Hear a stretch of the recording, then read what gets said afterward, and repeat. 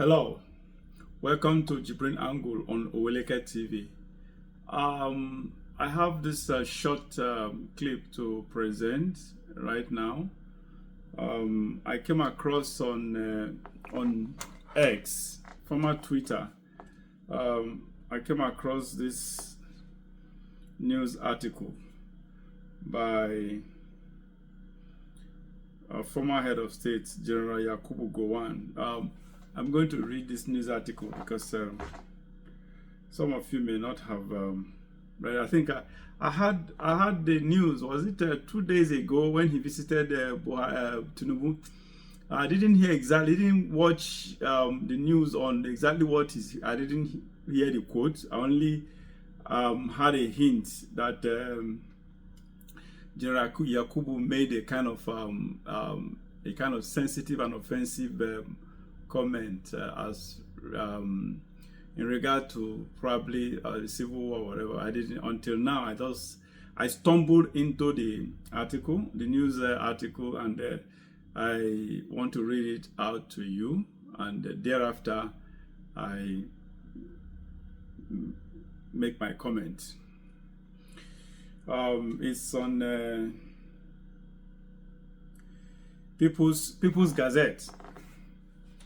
It reads, Yakubu Gowon, a former military ruler, has encouraged President Bola Tinubu not to worry about criticisms from Nigerians, I beg your pardon, saying he was criticized for being too slow, leading Nigeria into civil war to crush Biafra secessionists.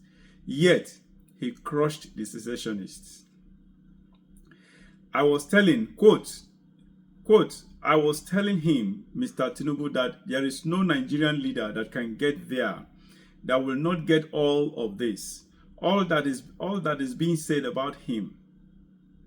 But with Nigerians, don't you worry, you will get criticized, Mr. Gowon stated. He said, if I can remember, when I was fighting the war, I was told I was too slow and that probably Nigeria cannot make it and that we should now seek for discussion. Well, did we do it or not? They probably do not know the problem on the ground, so that is where we are. Mr. Gowon, who ruled Nigeria between 1966 and 1975, made this statement while speaking with journalists when he visited the presidential villa on Wednesday. The ex-military ruler said he visited Mr. Tinubu to discuss various matters, especially the issue of ECOWAS problem at the moment being the surviving leader or founding fathers of the ECOWAS.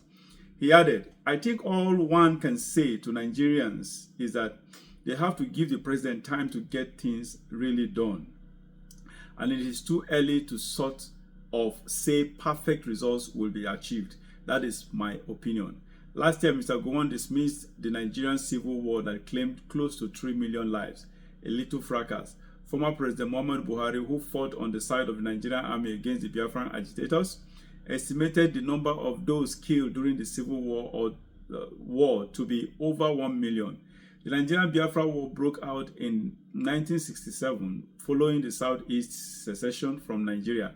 The war lasted over 30 months, ended in 1970, but agitation for secession still lingers in the Southeast. An estimated 3 million people were reportedly killed during the war, many rounded up by Nigerian soldiers and shot at close range, while hundreds of thousands were starved to death.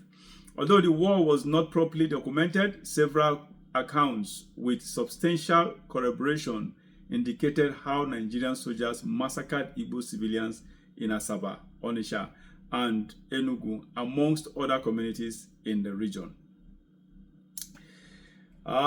This is the end of the news. Honestly, such coming from General Yakubu, I used to see him as a gentleman.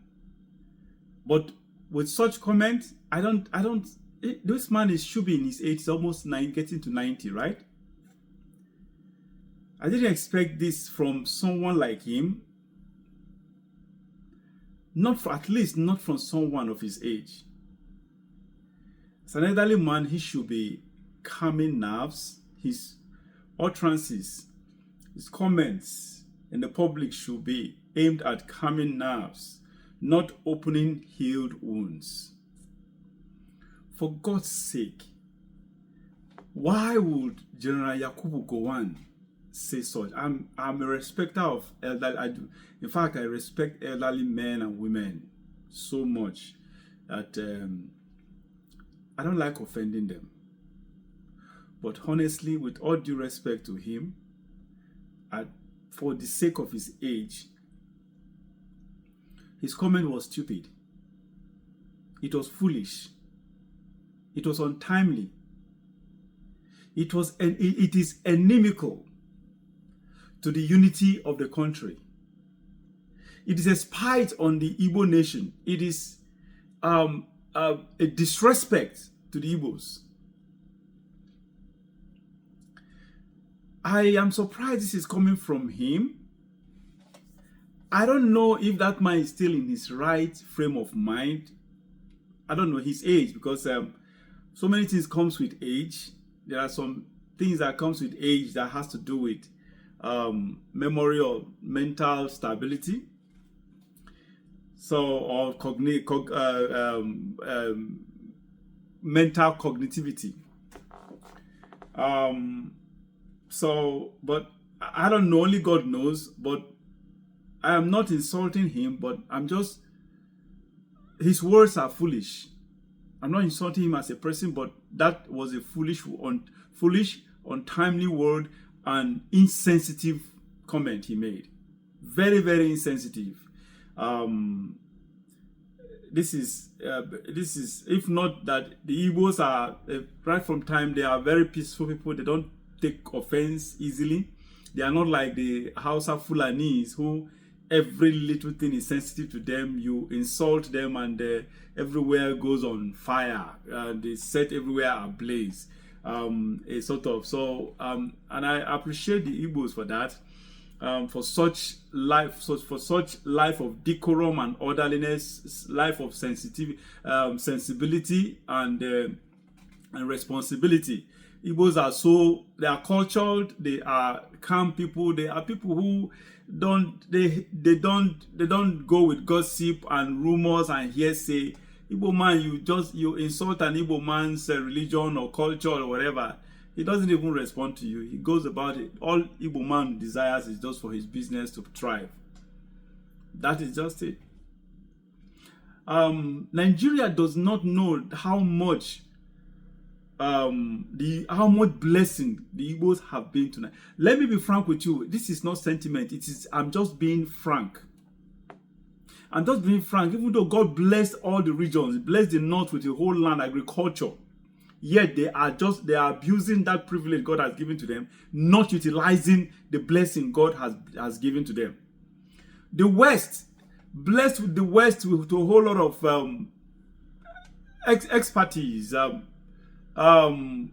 technocrats, and that's why when you talk of professors, they have the highest number of professors or whatever.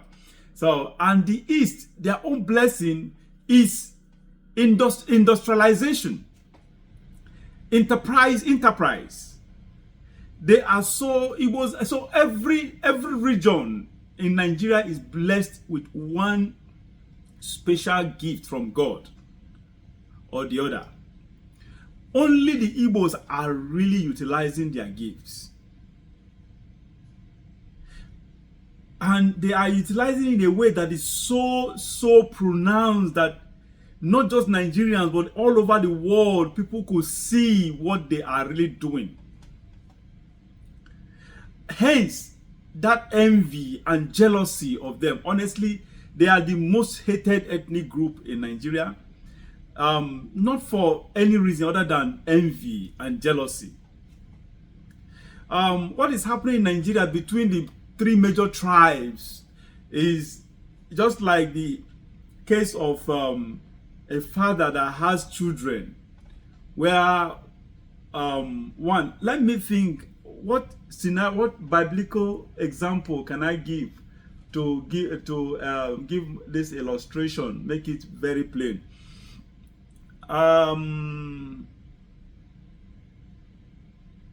Example in the Bible. Jacob and Esau? No.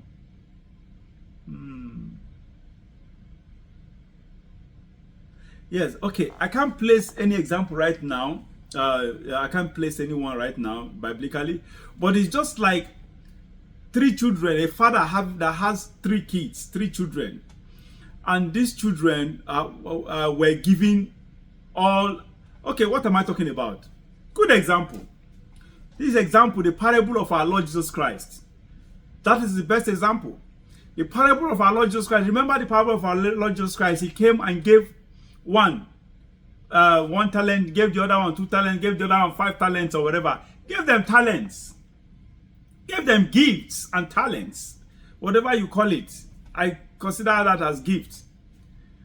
And expecting for all of them, the 3 of them, to actually come back with results. Positive results. When he came back, he had the one he gave 5 talents. Excuse me. What is your talent? What did you do with it? The other one said, okay, I flipped the other talent. I turned it over. Made it from 5 talents to 10 talents. The other one, Yunko, the same thing. I did the same thing. The one I gave one, whatever, I said, from where you gave me only one. Where I go, how one won't take do me? What can I do with one? So I just couldn't do anything with one. So I just decided to keep your team for you. Take your talent back. That's the right scenario. That's the right illustration that fits what is happening between the 3 major languages in Nigeria. That's the same thing.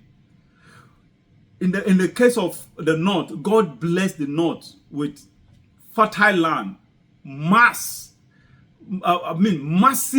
landscape, fertile land for agriculture, the North is capable of feeding Africa if utilized. But what are they doing?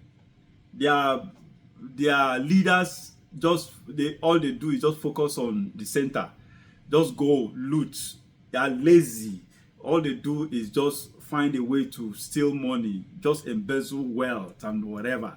And that is just laziness. That's why you see Northerners they are not much abroad, because abroad life no be life of laziness. They are not much, very few. Before you come in contact with a real core Northern, either Hausa Fulani, especially Hausa Fulani or Hausa, it is in the West, that is abroad. In the Western country, it is difficult, because life abroad is not meant for lazy men or women. You have to work hard to make this money. That's why they don't travel. Most of them that travel abroad, probably they went there, go there for studies or whatever, and when they are done, they just go back. They don't hustle, not be their, they are vain. They are just naturally lazy. But God bless them with a whole lot of resources, but they are not utilizing it. They rather focus on other people's resources. Can you imagine? God bless you with land, agriculture. You say no. You go they focus on South, the oil. Their oil. You leave your own gift. Nobody came to struggle to drag your own gift with you. You left your own gift. Nobody came from the south or west, southeast to say come to the north, start massive farming or whatever. No, you left your own gift. Went and start struggling with other people, fighting. Even not fighting, you are the one now, the major. In fact, oil now, Northerners have the highest number of oil block owners in Nigeria, when they don't even have oil. How many Southerners have? How many Southerners can boast of massive farm? How many? Not when even talk about how many farm Southerners owns a farm in Nigeria, in the north? That is just it. So now the West too, what would I even say? Nothing. Their own is just, the West is just neither here nor there. They are learned and those know so many things when it comes to, they are the most professors most this, most that. They are all the professional, the doctors, the lawyer too. Yes, of course, especially in finance, accountancy. They have the highest number. But when it comes to professionals, the technocrats is the West. Are they utilizing it? Okay, I think they are much, far better than the North, utilizing them, whatever. Then the East, they are the ones utilizing everything God gave them. They are an Igbo man can turn stone to bread. Just give him the opportunity. You visit the remotest village in the world. That's why there is this popular saying: if you travel, wherever you get to, and if you just look around, if you don't find an Igbo man, like you run for your dear life. That place is not habitable. Don't live there. That's to tell you that how Igbo men they don't run away from challenges. It means Igbo man goes to on fertile grounds. They deliberately go to unfertile ground. They turn those lands to fertile lands. That is it. It's just a matter of envy. The other parts of the country just envy this. I don't know why the Yoruba man hates Igbo man.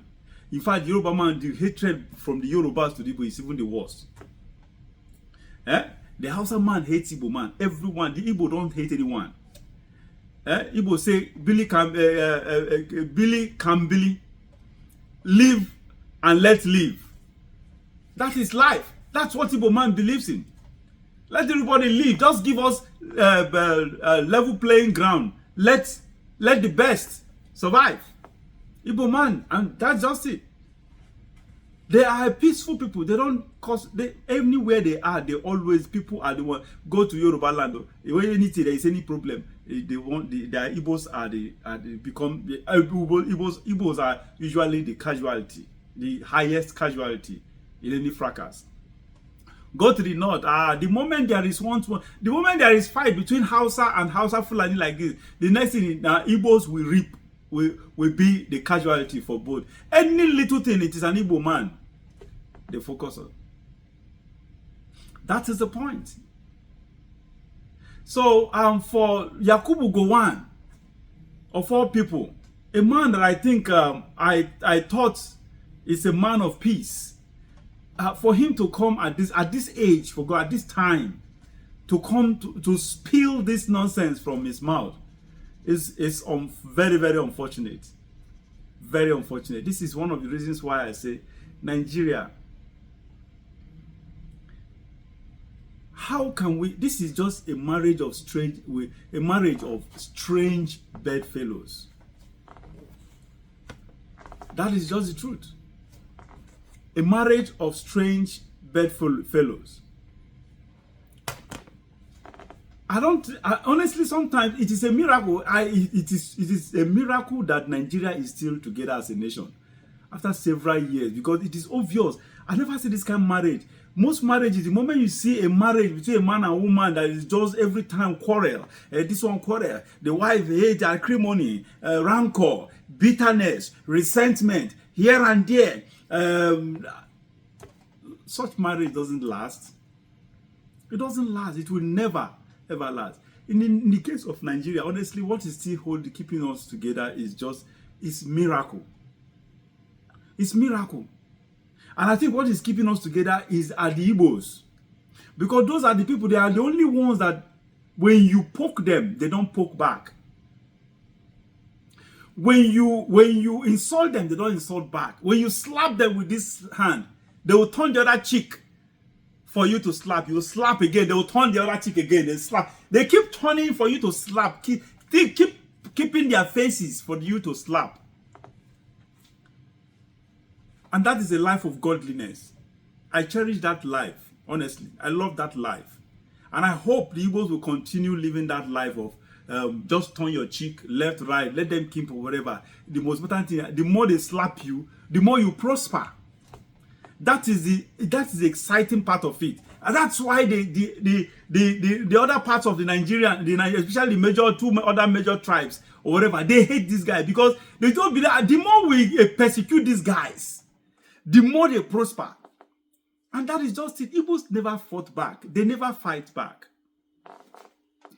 And it is good that way that they don't fight back. They don't. And they will not. Because they are serious-minded people. All they are after is how to take care of their families, how to feed their families. Live a responsible life. Not a life that fight, because they know that fight sets people. Any fight of any kind sets you back. Fight does, there is no fight that benefits you. And that is the truth. So shame to Yakubu Gowon.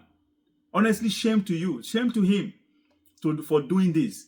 And thank God for the Igbos, for their temperament. And thank God because they ignored such things. They've ignored even worse situation, worse cases in the past. And they will keep ignoring it. Let them keep ignoring it or whatever and keep prospering. That's just it. They will keep prospering. And the envious and jealousers will continue to jealous, to jealous and envy them, unfortunately. Instead of them to at least use what God has also. God blessed all the regions. Every region has its own gift. Every tribe has its own gift that God blessed them. Every land, every state, every region. God blessed every part with their own peculiar kind of gifts. All other regions, all other tribes need to do is utilize what God has blessed. Stop envying someone because that person is like the one that God gave talent and Jesus gave talent and he doubled the talent when Jesus came back. Brought a return on investment. It's so sad. Shame on General Yakubu Gowon once again. Shame on him. Shame on him. People get old. The more you are getting old, the more you think deeper about life. You become more sober, more a kind of peaceful. You become calmer. Your words are measured because you are getting closer to the grave. So you make peace with everything and everyone around you. So I don't know where this one is coming from. Because if not his age and his status and knowing Yakubu Gowon, I don't think he's someone you just give money or bribe or whatever. I don't think so. What will he do with money at this age? What would he do with or whatever? Otherwise, one would have thought that, okay, he went to Aso Rock and they persuaded him and induced him with some money or whatever or something. Or whatever. But the Yakubu Gowon we have followed and known all these years, I don't think Yakubu Gowon is not that kind of person that money or whatever. So whatever he said it, possibly he said it out of personal conviction. He wasn't coerced into saying it. He said it out of personal conviction. And if he said it out of personal conviction, it also means that for him, after several years, 67 to 70 to this time, about 54 years, after 54 years, he could still come up to say such thing. It means that he didn't regret what happened in 1960, between 67 and 60. And he's not sorry about that. And if such scenario reoccurs again, if you were to be able to head such the civil war scenario in today's day, in this day, he will act the same way. Shame on you, old man.